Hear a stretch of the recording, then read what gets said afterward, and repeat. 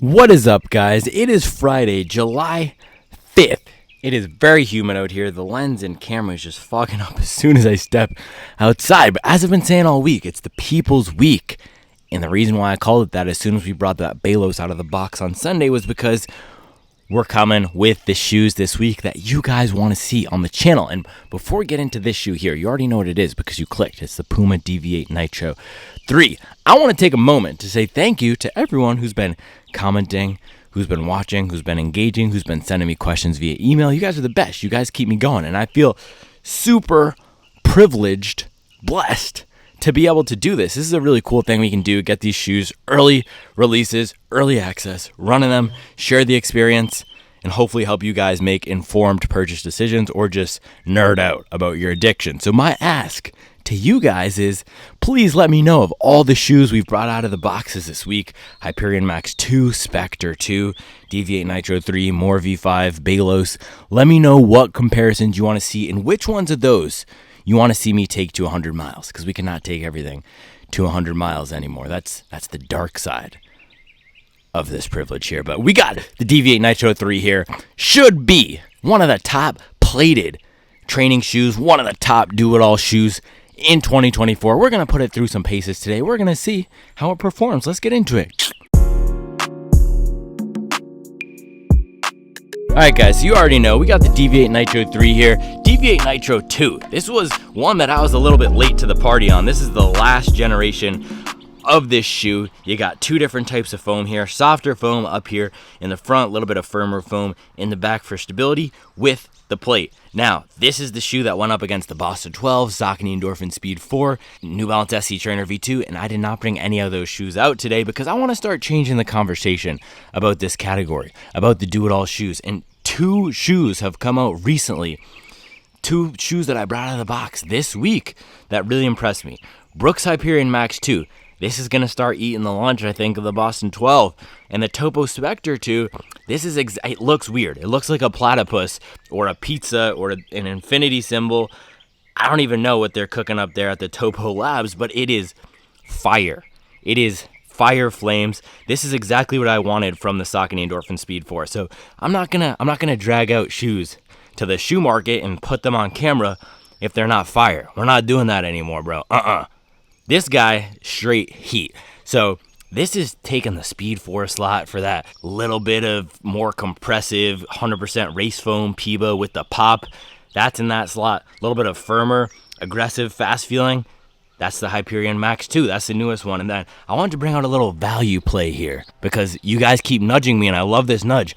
Don't just highlight the expensive ones. What can we get? Maybe 90-95% of the same value use case at a lower price point. That would be the Hoka Mach 6. Or I could have even brought out the Adidas Adizero SL2. But this guy is a great shoe. Haven't really spotlit it? Haven't talked about it in a while. Fast, comfortable. Does everything that you want a plated trainer to do. Maybe not as great for a long time on feet. But for most people, this might be all you need at $140. So with that little bit of context, guys, let's dive into the Deviate Nitro 3. Can this guy compete? It's a tough market in 2024. So Puma did in fact send me this. I don't think it's out yet.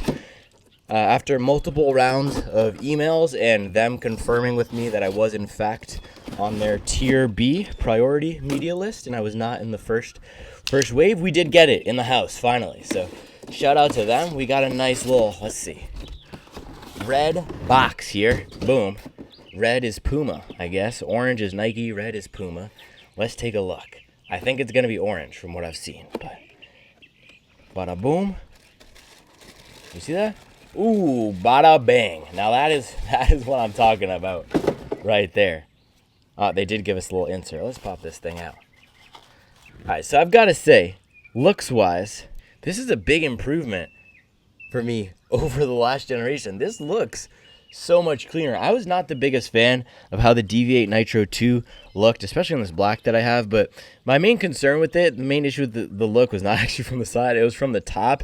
Not only does the look of this pointy toe come off a little bit weird, the feeling of it was weird too, and the toe box a little bit narrower. It looks like they've rounded it off maybe a touch more. Look at how pointy it is on the 2 versus the 3. I'm hoping that is the case because man, and just looking at it from the top, it does not give me as much of that Ronaldo Messi vibe that I was getting before. So I'm hoping that this is going to be a little bit more forgiving for us American-footed runners. We're not going to be as cramped into this toe box here. Now, other changes, the foam, look at this. Looks like we're getting a little bit more foam in the forefoot here. Doesn't feel super soft and squishy. This has that nice feel. My guess is when we step in it, first little fit and feel out here, it's not going to feel super soft, but I think this is going to give us some nice bounce for running. So you have the 2 layers of foam in this as well. Nitro Elite up on the top, that race foam, and then the Nitro on the bottom. That's a similar construction to the 2 here, where you have this thick, bulbous chunk of the firmer foam, a little bit of softer foam on the top, and then boom. You guys already know. This is what Puma is famous for right here. Puma grip. Main difference, this could be a little bit of a concern here. Main difference between the 2 and the 3.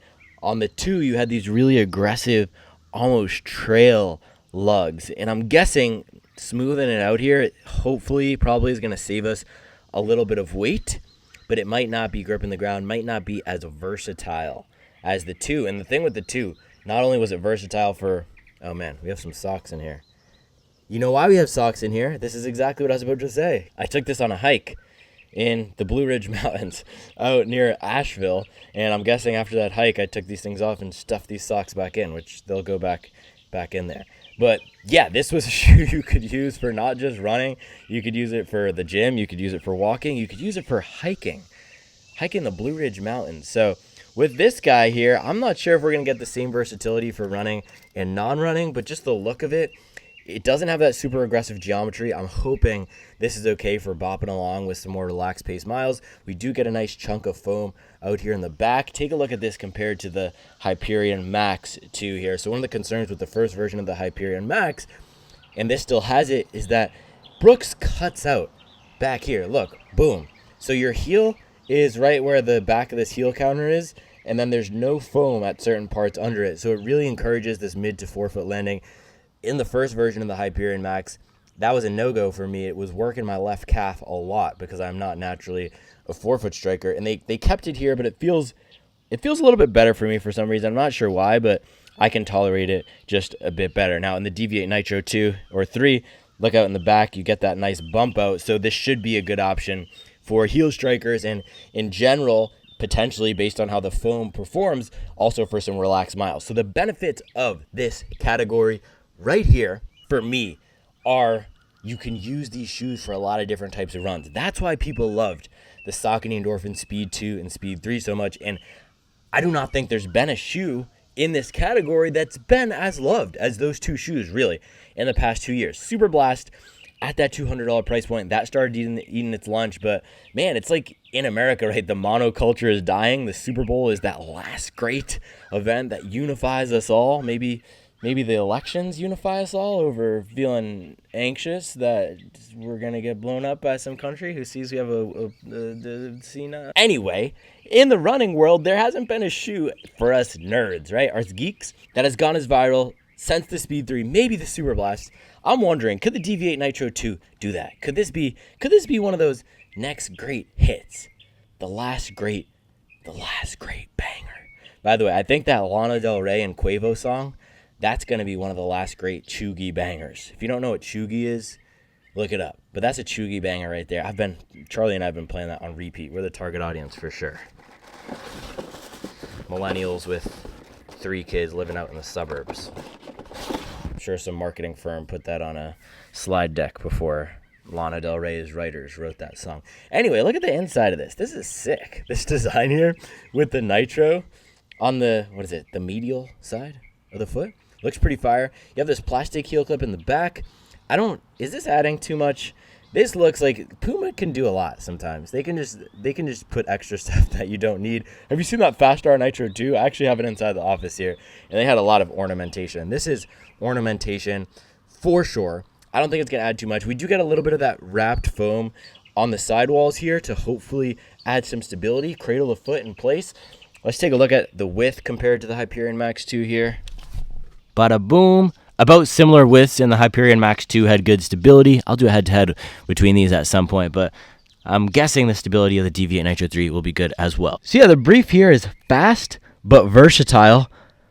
I'm excited to see how it stacks up. Let's pop it on the scale, though, to see where it's coming in for weight. Because some of these changes, a little bit more padding in the upper maybe, making me feel like it might be a little heavier. You already know, man.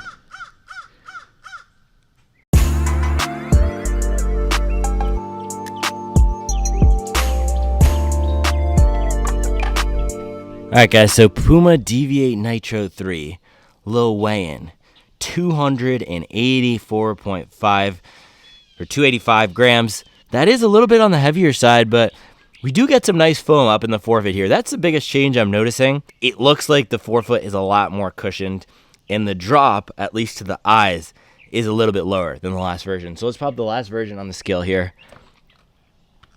This is a little bit gross. It's got sand from the mountains, but we'll clean the scale off probably. Maybe not. Oh, sock alert. Look at that. So this is 286. This is the Run Shield version, so the waterproof version. This would be a little bit lighter in the normal size, in the normal non-waterproof. So that means Deviate Nitro 3 has gone up in weight a little bit.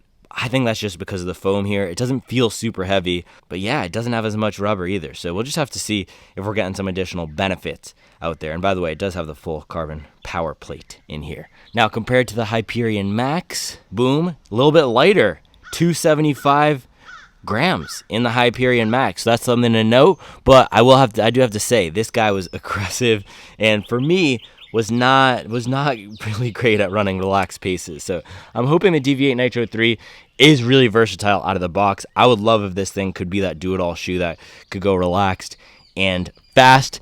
That is kind of what the Specter 2 is going for as well. Now, it did work a little bit better for me at faster paces, but you don't have the plate in here. You don't have a super aggressive geometry, so it does have more capability, especially I think for people who can compress this foam more naturally at their relaxed pace. I think this is going to be a nice versatile one as well. Now this guy is 165 US dollars, coming in at 253.5 grams. Now this is 100% PEBA, polyether black amide, in this midsole here. Very lightweight. This thing is going to be an absolute beast, guys. Put some respect on the Topo name. People are going to be sleeping on this shoe. I know it looks like a platypus, but I'm going to keep highlighting it until the platypuses get blue in the face. And then last guy here, absolute banger of a lightweight speed training shoe. This one's going to undercut a lot of them by weight. Yeah, 235 grams. You guys have heard me talk about the sizing drama. I saw someone on one of the forums mention my name. They had my name in their mouth, and they said, yo, he said that the size was different than the blue. And then my other friend said it was not. It was different than the blue, guys. I measured it. The white colorway, the sizing was different. I measured it. I forget which video, but I don't know if it's all the white colorways or just my pairs, but Mach 6, just make sure you get the right size. That's all I have to say. I don't care what colorway you get. I don't care. All I care about is that your feet aren't getting jammed up in the toe box like mine. So if you want a shorter distance, fast, fun shoe, my pick right now is this Mach 6 or the SL2. The additional benefit that's going to come from paying $160, $170, $180 for these three shoes right here, Deviate Nitro 3, Specter 2, or Hyperion Max, long distances, right? This is likely going to be much better, much more comfortable for a 22-mile long run than the Mach 6. That's the idea with paying that additional $30 to $40 to $50. Additional comfort for long runs and potentially some more versatility, maybe better performance for relaxed miles as well. So with that, guys, let us lace this thing up. Man, this is another shoe like the Hyperion Max 2 that just looks so good on camera and in person. This colorway that they decided to launch with is just complete flames. Sometimes brands launch with a mediocre color. For example, Adidas Supernova Rise. Come on, what are you doing, Adidas? That was quite a questionable launch colorway. This is not a questionable launch colorway. And man, this is a comfortable upper. So initial thoughts on the feel. Nice padding around the back. It's actually a little bit more flexible and a little bit more padded, it seems, than the last version, which I'll get on here in a sec. But the volume, man, these Puma shoes kill me. The volume of the toe box is so shallow. The length is fine. I think if I went up to an 11, that would be way too long because, look, my toe comes up to here. But the volume is not built for us American feet people. Us Yankees. We got tall feet, bro. Man, what do I look like? Angela Merkel? No, fam. All right, so let's get the other one on foot here. Deviate Nitro 2. This is the last gen. And right away, I can tell you, it feels lower in the forefoot for sure. Also, the heel feels way wobblier. Is that a word? Wobblier? That's like a Tyga song. Wobblier, wobblier, wobblier. You know, she a wobblier. And I'm gonna she a wobblier. How's that on I? All right. So yeah, the right feels a lot wobblier. It also feels maybe a little bit softer and lower in the forefoot. All right, let's do a walk test. Wobblier. Ain't nobody stopping her. So I know I'm kind of weird for this sometimes because I don't love looking at the specs before I put them on because I think that can really influence what I'm expecting out of the shoe. So if I can avoid it, I won't look at the numbers. This does still feel like a little bit of a higher drop. It does still put me on my toes. I think it's still an 8 or 10 millimeter drop. I'll put it up here, and it does feel like it's tipping me forward. The Hyperion Max 2 was a 6 millimeter drop, I believe, and that one was a little bit more and less of that slanted forward feeling. I don't love it, but in terms of the fit differences between these two, just walking here, yeah, the new one feels a little bit more cushioned. I don't know if it's just because of the additional cushion, but it does feel a little bit firmer, a little bit more dense. The Deviate Nitro 2 was very soft in the forefoot, which was great for making this a nice, easy miles shoe. We'll see if that holds up in the Deviate Nitro 3 here. Let's do a little bit of a jog test. A little bit of a jog test to get some initial insights on this. All right, guys, this jog test is brought to you by our friends over at Crocs. Shout out to Crocs for supporting the channel. These are the comfiest recovery slides in the game. I was wearing them all day yesterday on the 4th. It was kind of disgusting. I got the bottom completely dirty because we had a nice fire out in the back eating s'mores. So I had to wash them with my hands in the bathroom sink last night.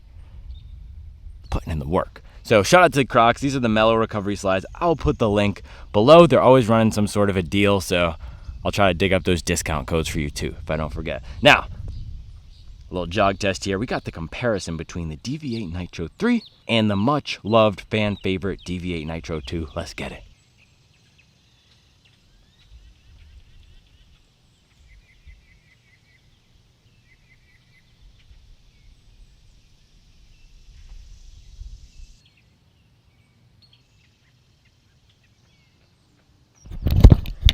Yeah, so the OG here, man, it's dark. Yeah, the OG here, it's not my OG, or it's not the OG, but it is my OG. This was the first Deviate Nitro that I tried.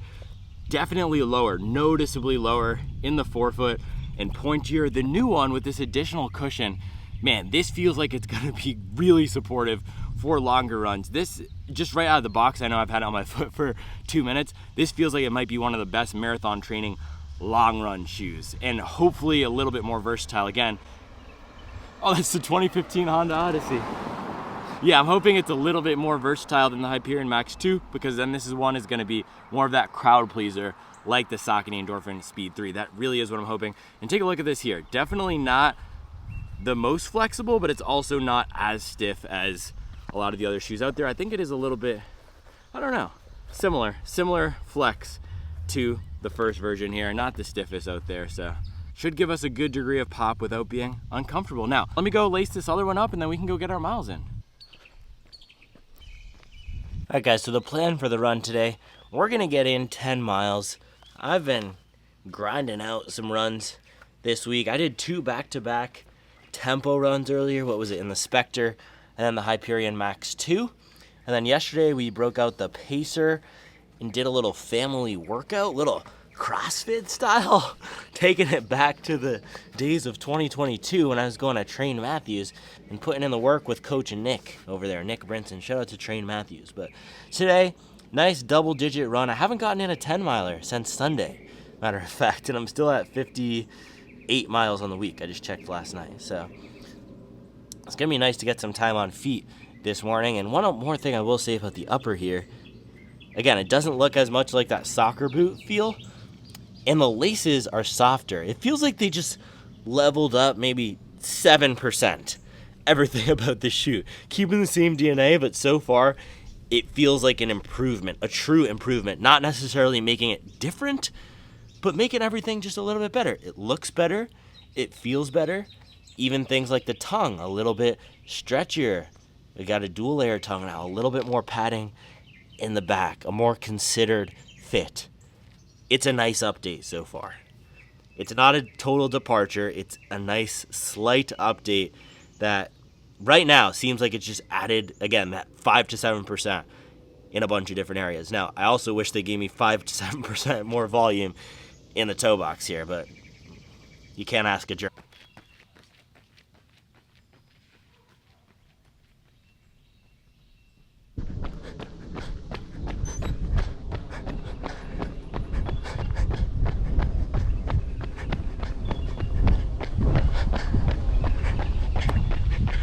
Okay, early overreaction here.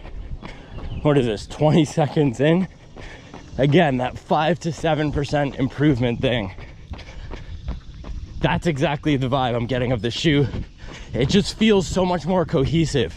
I know the last one was a dark horse kind of shoe that all the nerds on the forums, we loved it, but not necessarily mainstream appeal. This almost feels like a Hoka or a Nike in the best way possible. This thing feels like it could be a mainstream hit. The last great chuggy banger. They've firmed the forefoot foam. Say that 3 times fast. Firm the forefoot foam, for the foot. I can't even say it twice. They firmed the forefoot foam a little bit, which makes the front and the back feel more connected. One issue with the last one was that it could feel like you're running on top of 2 different foams. I'm not getting that here. Man, this almost gives me Saucony Endorphin Pro 4 vibes. Just super easy to run in. So yeah, initial reaction here, early overreaction, crowd pleaser. This feels like a crowd pleaser. I don't know if this is gonna be my favorite shoe for any one thing, but it feels so smooth, super easy to run in, like a Saucony Endorphin Speed 3 or Pro 4. Not soft, not firm. Someone asked me the other day for shoes, oh, we got a cat. It's an Omen, guys. That's the Puma cat. Yeah, somebody asked me the other day for shoes between the Speed 3 and Boston 12. This would be it. Not as squishy as the Power Run PB and the Speed, and nowhere near as firm as the Lightstrike Pro. Basically dead in between the two. But out of the box, I think a touch firmer, 5% firmer, especially in the forefoot, than the last generation. So we're gonna ease into this run. I'll let you guys know when we have some more insights. But so far, man, smooth. Smooth. Smooth as butter. Tough like a 38, man on a brand. There's nothing my grandpa's. Blinding me the weights beating out a trunk in Atlanta, it was tough.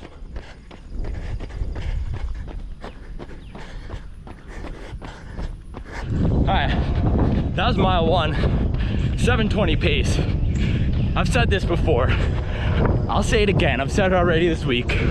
Dual foam is undefeated. This shoe's pulling up like the Splash Brothers. RIP.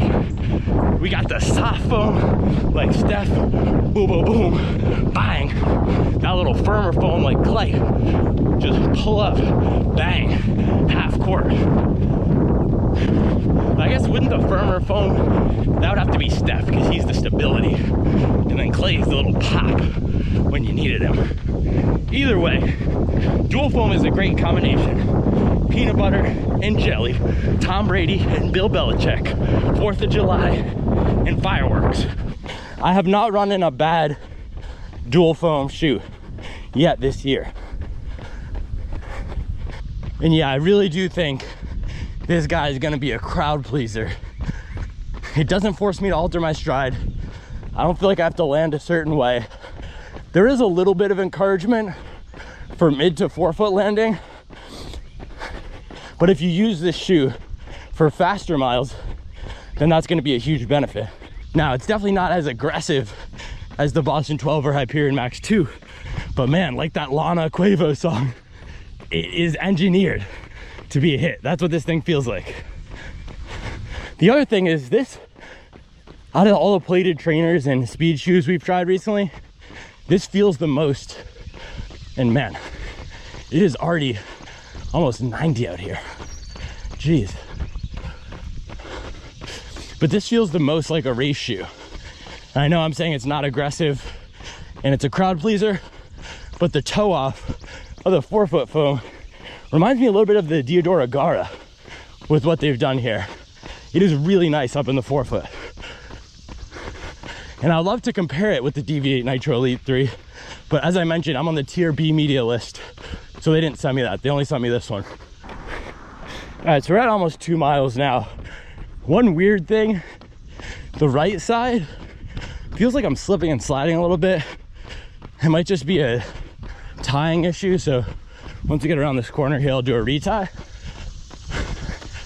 But I'm wondering if that's why they put the plastic piece, because they knew this was a little bit of a slippery upper. And I generally don't have upper issues. You guys know that. And usually it can be fixed with tying again. So we'll give that a shot in a sec.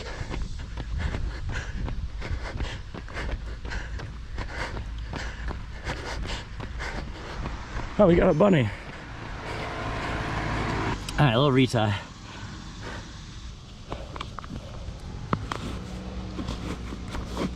Yeah, there's a lot going on with this upper. They have these little eyelet things here, whatever you'd call these. The fly wire from Nike. A lot of brands are jacking that swag. New Balance stole them with the Propel V5 too. But hopefully this retie fixes the issue. I was getting not a great feeling on my right side here. Well, let's see.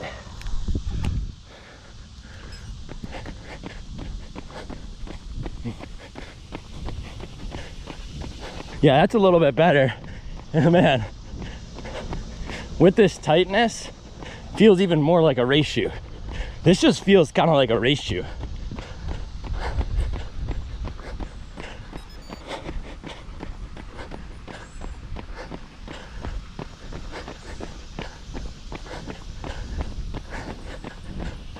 All right, so that was mile 3. I'm gonna try to ease into some faster pace here. No target, but just see how it feels. We're in Carbon County today, boys, and I'm the sheriff. Yeah, this thing's the real deal. None of that plastic plate business. I'm trying to choose my words carefully. None of that non-plated shenanigan cocktail. No, we got carbon. We got carbon, and I can feel it. I can feel the carbon in my shoe this morning. Yeah, yeah. I know Phil Collins. Bro, put some respect on my dad rock knowledge. We were out there at the fire last night bumping Tom Petty. What you think this is, man? I won't back down. You can stand me up at the gates of hell, and I will not back down. Little last dance with Mary Jane. I had my last dance with Mary Jane probably 6 years ago. I've been dancing with the carbon since then, baby. Let's go. All right, mile 3. That was a 6:47. We have the long run in 2 days, so I might pull back. My legs are tired, and I don't want to be suffering on Sunday. But this is giving me almost race shoe vibes, but not aggressive, like the Garda, like the Endorphin Pro 4.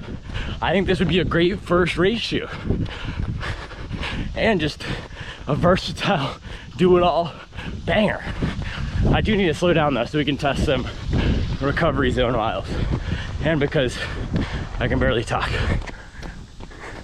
I can feel the carbon in my pair, it's nice. Oh no. You guys like that? A little remix. It's gonna keep getting 5% better at the Phil Collins remix lyrics. Have you guys seen that Mag Max thing floating around? Looks absolutely absurd. If that rides anything like this, but without the plate, a little more comfortable, a little bit more stable. Not that this is unstable, but man, Puma might be coming for the crown in 2025. Not this year. Not this year. New Balance and Hoka, I think, have the crown. New Balance might have taken it with just this barrage, this onslaught of releases this summer. It's a New Balance summer. New Balance hobby jogger summer. But man, Puma might be coming for the crown next year with this. Once I'm sure they'll drop a ton of colorways next year with the Mag Max coming out maybe in the fall. And if they could integrate a little bit more of this feeling into a $140 daily trainer, man, make the Velocity Nitro 3 feel like this. A little SL2 competitor action, a little Mach 6 competitor action. They're gonna be onto something. There's another hit though. We have another hit. These brands are just cooking. This is noticeably softer than the Hyperion Max 2. We're at mile 4, by the way. This is more about the bounce from the foam. That one is more about the structure of the geometry, that rocker rolling you along. This doesn't really have a rocker much at all. All right, halfway through, that was a 720. Right in our little everyday mileage zone. And this shoe feels like a do-it-all crowd pleaser. Exactly what I was hoping for so far. It does have that carbon off the front, but still planted enough through 5 miles to pull for everyday miles. The upper, I think, is the one area it's a little bit weird for me, so we're gonna check it with this little cornering test here around the cul-de-sac. It's okay, not bad. Oh man, they had the South Carolina style fireworks down here. But yeah, stability is okay. I would give it a 6 out of 10.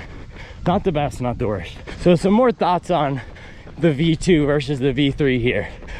The spirit is the same.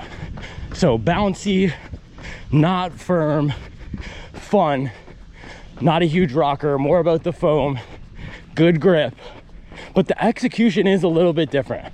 It does feel maybe even more than that 5 to 7% different.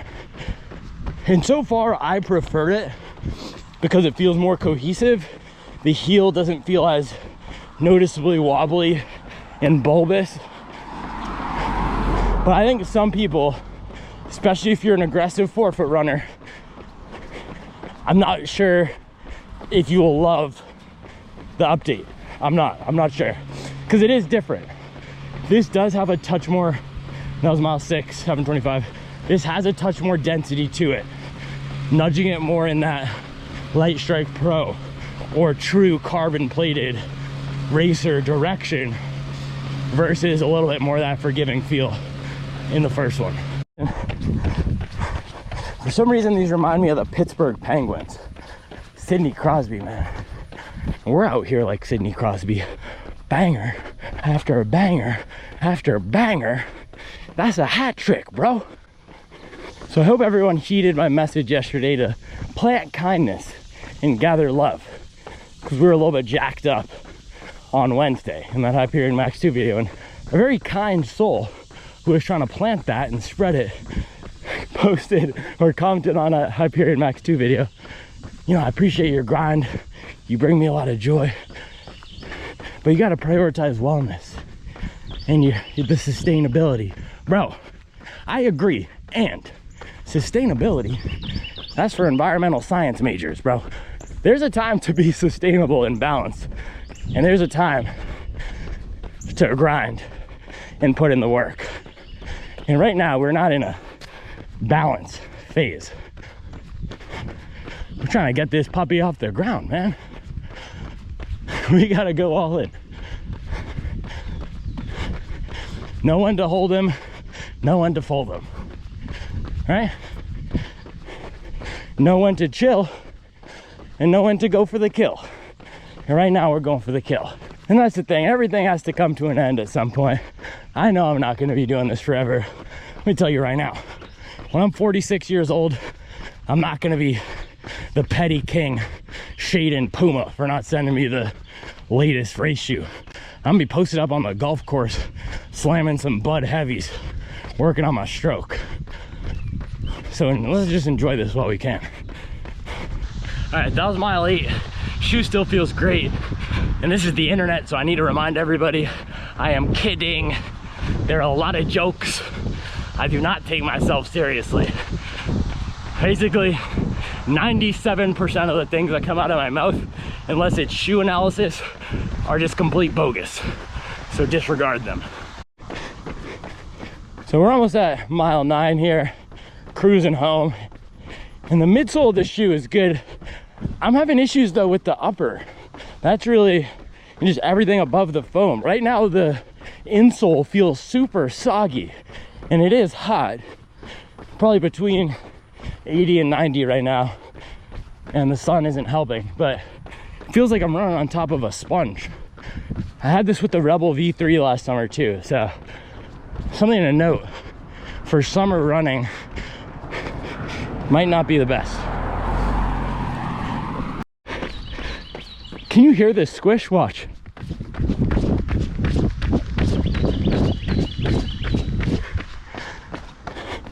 I don't know if you guys can hear that, but I can hear it as I'm running along here. My shoes are just squish, squish.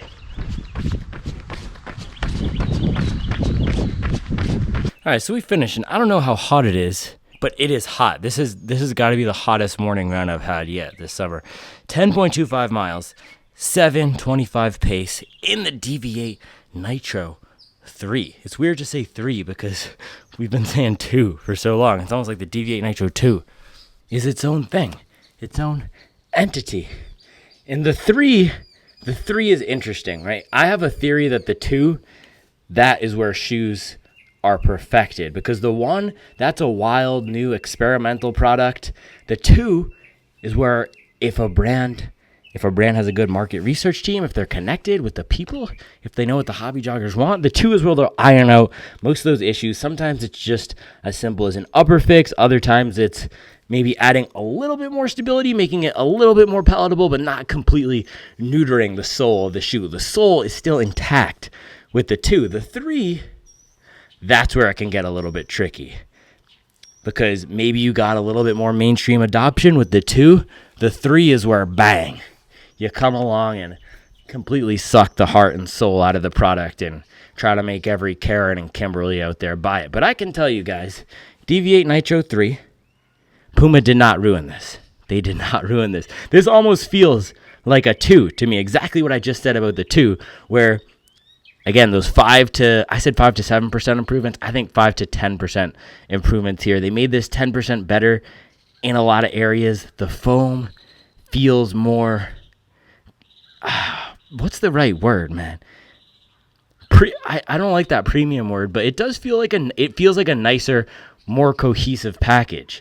This is what I said about the Hyperion Max 2 as well. It felt like it came together nicer. Now, the upper here, I did have a little bit of weirdness going on. I don't know what it is about this insole, but this was super soupy. It was disgusting. This shoe is gonna smell like a New York City sidewalk this afternoon, but we'll try to dry it out.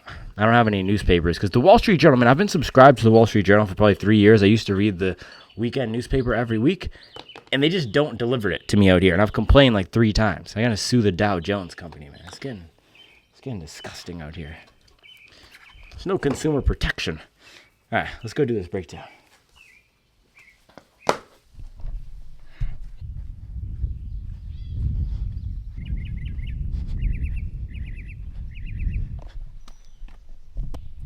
All right, guys, we got 10 miles in the Deviate Nitro 3 here, and man, is this a good looking shoe. We have the peach in the front melting into this red in the back. This might be the colorway of the year, not this specific shoe, but this has it, the Speed 4 has it, the Hyperion Max 2 has it, this yellow to red gradient.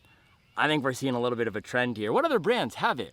Saucony, Brooks, Puma, that's a lot of brands with the same exact colorway. But I think the reason why this colorway is so popular right now is because it looks like fire, it looks like speed, it looks like a shoe that you want to put on and put some power down into. Now that's exactly what we're getting out of this Deviate Nitro 3 here. It is a shoe that's great for faster running, and as I said when we were out there, out of all these plated training and speed training shoes, this is the guy that feels the most similar to a race shoe. Now that's not to say it's harsh, that's not to say it's aggressive, but what we are getting out of it is that feeling of carbon. Look at this. So I did a little bit of a bend test earlier, and you can see it has that snap, right? It has that snap, and as I'm landing, that is the number one feeling that I get in this, that carbon just throwing me right along. Now, I know someone out there is gonna say, the carbon doesn't give you the energy return. I know. What I'm gonna tell you is plant kindness and gather love. What does give us the energy return is the foam. So you have a little bit of a softer layer of foam up on top here, but it's not super soft, it's not super squishy,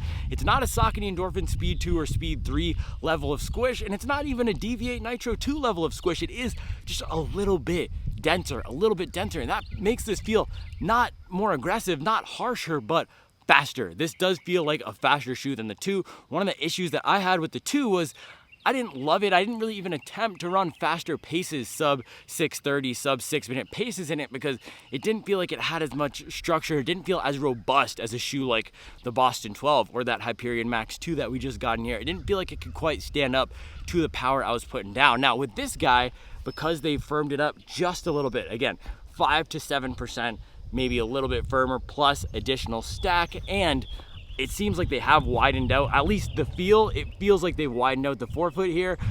I feel like I could throw down some pace in this. And so today we did get down to sub 7-minute. I didn't want to go too crazy, but it was not bottoming out at all. It felt very supportive, similar to the Saucony Endorphin Pro 4, which is probably the most versatile race shoe. This feels like it could hang back, put down those 7:30-minute paces, and look at out here in the back, we do have some nice stability. The stability on this is much improved versus the 2. You don't have as soft of a heel here, and because you have this firmer foam that's contoured a little bit better, I felt a lot more planted, and that's similar to the Saucony Endorphin Pro 4, right? This has that feeling where I can land on the heel, I can land on the midfoot, or I can land on the forefoot. So I think this is gonna be a crowd-pleasing shoe. That was the number one thing that I thought as soon as we hit this first 800, this first half mile around here. I felt that this is a shoe that a lot of people are gonna like, because it's not as soft as the Speeds of the world, it's not as firm as the Boston 12s of the world. Now, downsides of this shoe. Everything that I've talked about so far is directly related to the midsole. And no, one more thing, it does not feel like there's too high of a drop here, which is great. I will throw the exact drop up here, but it feels significantly lower drop, less slanted than the first version, which is good. But downsides are all related to the upper and everything above the midsole here. Now, it is not an uncomfortable upper, but it still does have that classic Puma fit, that low volume up in the front here. And the length of it is fine. It's just that Puma, they don't give us that much material from the bottom of the foam or the top of the foam to the bottom of the box here. And I've been noticing this with a few shoes. Maybe I have a slightly higher volume foot. It's not every shoe that I notice this in. I can't remember. If you guys have watched the videos, you might remember maybe the More V5, but this gives me that same feeling where I wish it had a little bit more vertical room and maybe it would stretch out a bit. And then that is paired with that classic feeling. It's not necessarily at this part where it's too narrow, where I would get that rubbing in a Saucony, but in the front, it still does have that pointed taper. It's not as tapered as the 2, but it still is present. It still is present there, so it is gonna squeeze us in a little bit. Now, as I got out into that run, any feelings of tightness melted away, and it felt good. I did have to do a retie out there, specifically on the right shoe, and I felt like the fit wasn't completely dialed in, so I don't know, the materials on it feel nice. It's just, the upper is not coming together exactly how I would have anticipated or hoped, especially coming off the Hyperion Max 2. That is a great upper. This one feels like they could dial it in just a little bit more, and when you see things like this, when I see things like this, that's a red flag. That tells me you're not confident with your upper. Why are you throwing a little bit of a shenanigans tab here? We don't need it. We don't need it. If you have a good upper, we don't need it. Then the other thing was the insole. Man, my socks are mushy. My insole here feels mushy. I still feel mushy right now, so. Maybe let's do a little.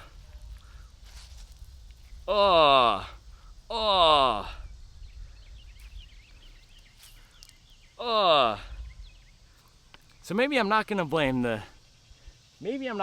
shoe altogether for that, but man, that was just, do you see that? That was just on the left side. I don't know why all my sweat was trickling down my left side, but it was. That was absolutely repulsive. I apologize, but I'm not gonna take it out. I apologize, but we needed that. We needed that moment. So Deviate Nitro 3 here seems like it is a little bit of a hotter upper. I don't think this is the most breathable. Look at this. So yeah, you can just see here, or you can't see here, that it is not see-through. It is not see-through. It is a little bit of a thicker material all on the upper. I don't know if it, does it not get hot in the summer in Germany? Because this was not Carolina tested, bro. This is not going on the 5 best summer running shoes Carolina tested list that we did, because this is not a breathable upper, and I can feel it is still wet. This is a thick upper. So that is gonna be the downside for summer running, man. If you live anywhere south of the Mason-Dixon line, you better not be pulling up in the Deviate Nitro 2s after 8:30 a.m. because you're gonna be paying for it. Also, those socks, man, we might need to switch exclusively into the lightweight socks because that was pretty repulsive. So upper here, that is the one probably downside of the shoe. The fit was okay once I got it dialed in. I wasn't getting too much tightness in the front, but overall I feel like maybe it needs another rev. So midsole on here, fantastic. Upper could use a little bit of work. Now outsole, of course, we have this excellent Puma grip here. It's bone dry out here, other than whatever sweat I was pouring out onto the streets. So I did not slip on my own sweat. I can tell you that. I did not slip on my own sweat, but this was one area where it looks like it might be a tiny bit of a step back from the Deviate Nitro 2, just from the application here. And that is what made the Puma grip on the Deviate Nitro 2 win out versus a comparison test I did with the Boston 12. The Adidas puts the Continental rubber in this sort of a pancake format, and the Deviate Nitro 2 had more of those lugs. So I don't think this is gonna grip the ground as well. Maybe it will rain for the long run test or one of the workout tests that we do in this, and we can see, but I think it's probably gonna be a little bit of a step back. We'll have to wait and see. Now, layer of rubber, how thick is it? Still pretty thick, so we should get some good durability. And with the way that this foam feels, a little bit on the firmer side here, not super soft like a Zoom X or Power Run PP. I think this is gonna be another workhorse speed shoe that you can get, man, 400 out of this. That's what it's giving me, 400 miles. And if you can get past the upper, if you can get past the fit, I think a lot of people out there are gonna love the way this feels and can get a ton of miles. Had to wait for the bends to pass there. So to wrap it up here, it feels versatile out of the box. It's not punishing me for going too slow. It still does have that nice fast snap character off the front here. Reminds me a lot of those race shoes, Diodora Gara vibe here, Saucony Endorphin Pro 4 vibe here. And it's fun. It's not too serious. It's not harsh. It's not aggressive. I think this is gonna be a crowd pleaser. Who is this probably gonna be best for? If you want a do-it-all type of shoe, leaning fast, this is gonna be it. If you want super soft, I would not go for this. It's not super soft, especially if you're more of a heel striker. Balos is softer than this. Mach 6 is softer than this. SL2 is softer than this. I'm trying to think if there's any plated shoes that are softer than this. Maybe the Speed 4 is a little bit softer than this, but this comes together. The package here is nicer than the Speed 4.